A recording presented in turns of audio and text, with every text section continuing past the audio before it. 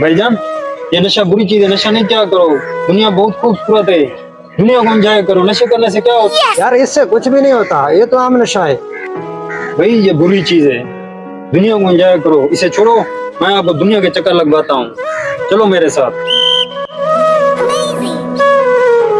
ये देख, ये भी नशा कर रहा है। यार इसको भी साथ लेके चलते हैं। क्या हुआ? भाईजान, ये नशा बुरी चीज है, इसे छोड़ो।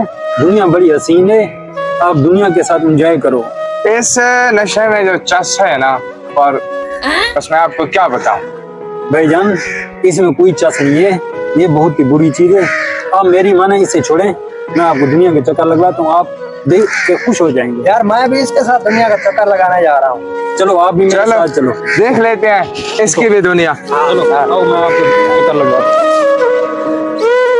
भाई ये देखो कितनी खूबसूरत जगह है, वो देखो, वो चर्च बना रहा है।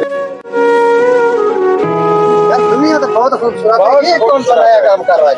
भाईजान, हाँ आप जी चर्च बना रहे हैं? जी बिल्कुल। भाईजान ये बुरी चीज है, नशा नहीं किया करो। तुम्हारी इतनी हिम्मत कैसे हुई मेरी गिरबान पकड़ने की? आपको इसका इल्म नहीं है? क्या है इसका? ये खुद भांग पीता है और दूसरे लोगों को घुमाता रहता है। आप इसके बातों में आ गए हो। यार हम इसको पकड़ो साले को।